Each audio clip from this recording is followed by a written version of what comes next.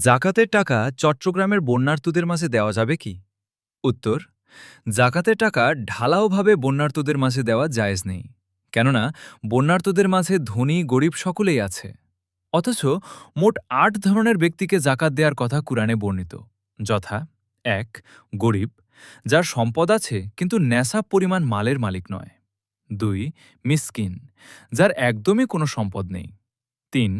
ইসলামী রাষ্ট্রের রাষ্ট্রীয় কোষাগারের জন্য শরীয়ত নির্দিষ্ট জাকাত আদায়কারীরই আমেল।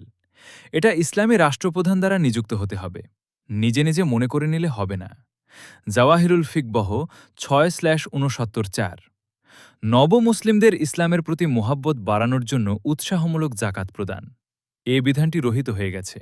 তাই বর্তমানে কোনো ধনী নমুসলিমকে জাকাত প্রদান জায়েজ নয়।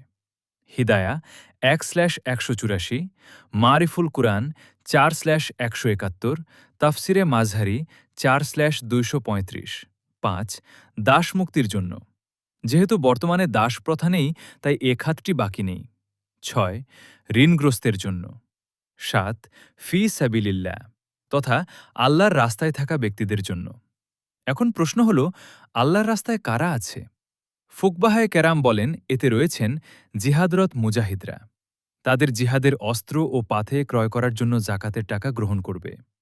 হজ্জের সফরে থাকা দারিদ্র ব্যক্তির জন্য। ইলমে দ্বীন অর্জনকারী দারিদ্র ব্যক্তির জন্য। আদ দুররুল মুখতার ৩৪৩, হিদায়া ১/১৮৫, রুহুল মাআনি ৬/৩১৩-৮। সফররত ব্যক্তিকে, যার টাকা পয়সা আছে বাড়িতে, কোনো সফর অবস্থায় অসহায়, তাকে জাকাতের টাকা দেয়া জায়েজ। অতএব বন্যায় কবলিত কোনো ব্যক্তি যদি এই ৮ প্রকারের মধ্যে পড়ে, তাহলে সে জাকাত গ্রহণের যোগ্য, তাকে জাকাত দেওয়া যাবে। আর যদি কোনো বন্যার্ত জাকাত গ্রহণের যোগ্য না হয়, তাহলে তাকে জাকাতের টাকা দিলে জাকাত আদায় হবে না।